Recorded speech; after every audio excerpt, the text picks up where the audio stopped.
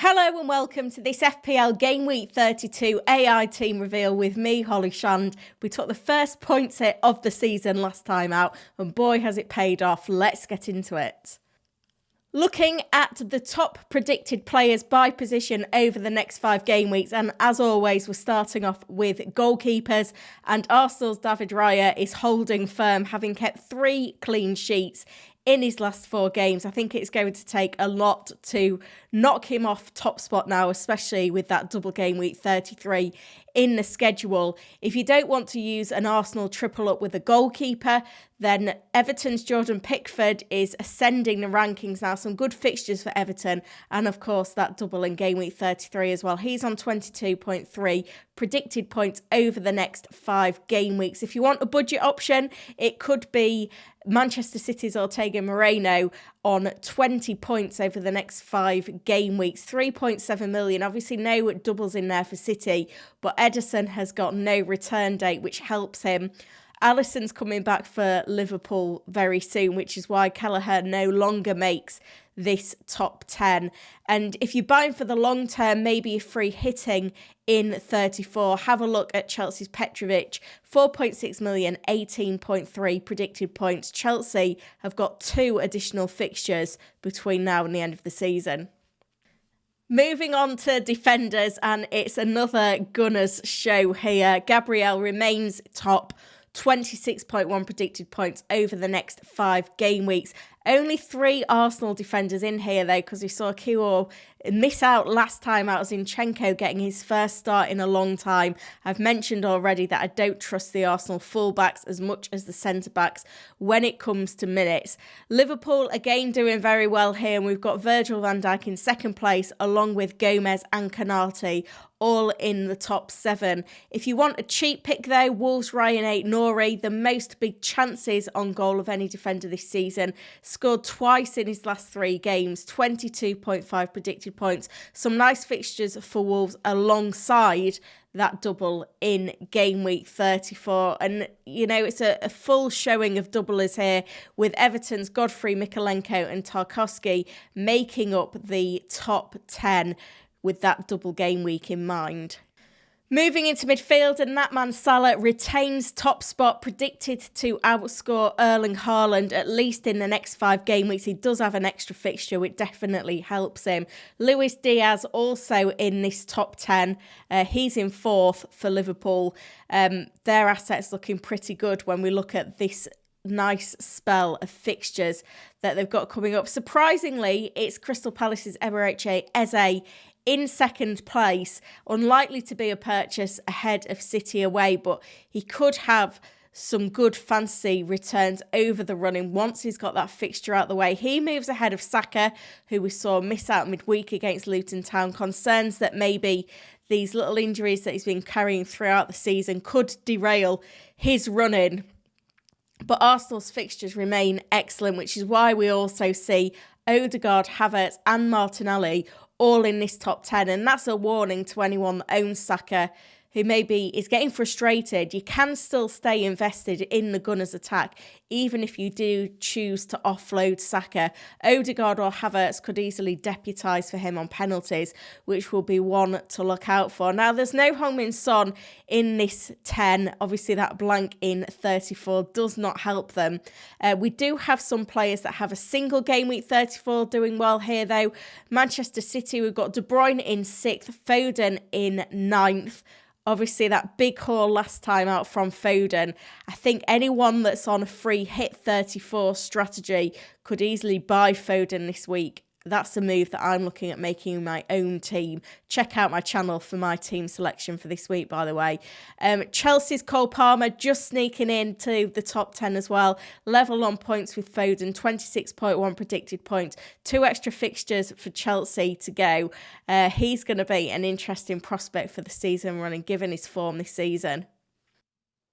Moving to forwards, and of course, it's Haaland who's top, 37.8 predicted points over the next 5 game weeks. No doubles in that schedule, but hopefully the midweek rest that we've just seen from him means that he's got fresh legs going into quite a congested period.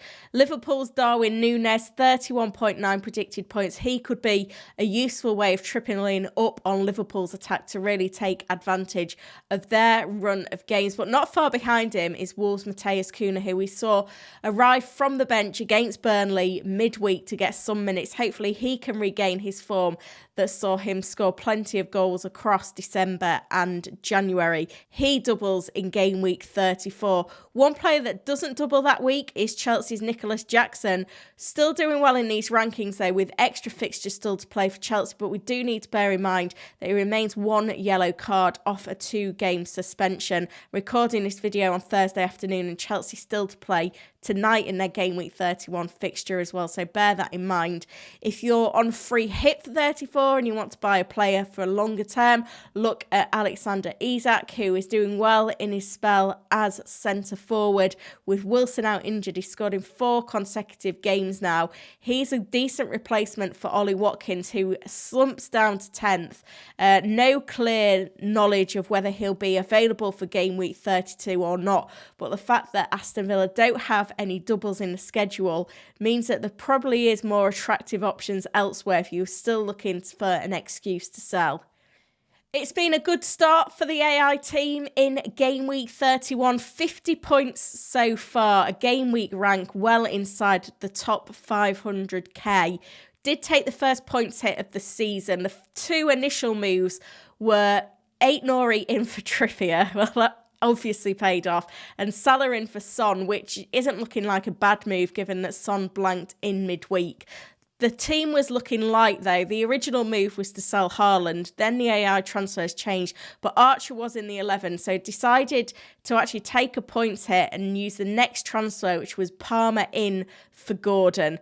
So fingers crossed that pays off. Neto v Dubravka was a very tight call from the AI, but a 5-point swing. Glad to see that one right. Gabriel popped up with another clean sheet in the defence. Bowen among the attacking returns, along with that hat-trick from Foden, his 20 points. Very much needed. Saka and Haaland both failed to feature, so it's a good job we strengthened the squad. We've got Alex Moreno coming off the bench with a 1-pointer, and anything that Cameron Archer can produce against Liverpool, he may not even play. So we could still have 10 men, but the Foden points definitely helped, and to have 3 of 4 returns in a defence that looked very thin on the ground going into this game week, we cannot complain there.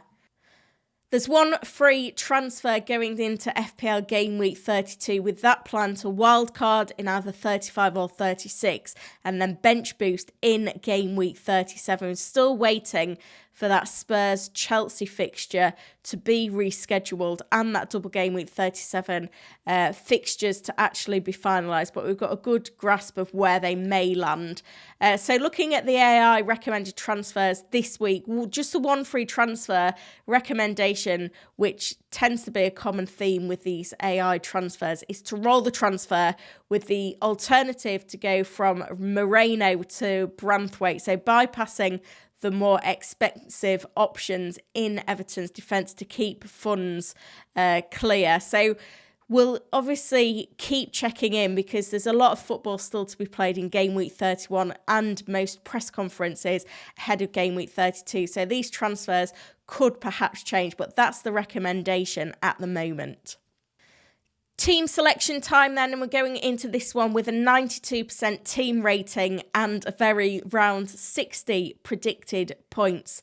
In goal, another big decision, Neto v Dubravka. Dubravka's got Fulham away, Neto's got Luton away. It's Dubravka that just edges him out with 0.2 additional predicted points for Fulham away. Hopefully we come the right side of that swing once again. The defence, surprisingly, Alex Moreno benched for Brentford at home in favour of Aït-Nouri with West Ham at home, Gabriel for Brighton away, and Charlie Taylor for Everton away. That's a rating that could potentially change, but that's how it stands at the moment. Then moving into the midfield 3-5-2 formation still, we've got Salah against Manchester United away, Palmer and Foden, who are both in great form, Bowen for Wolves away, and Saka for Brighton away. Still waiting on an update on Saka's injury status. Hopefully he can start that game. And up front, we've got Haaland and Solanke with Cameron Archer on 2.1 predicted points on the bench.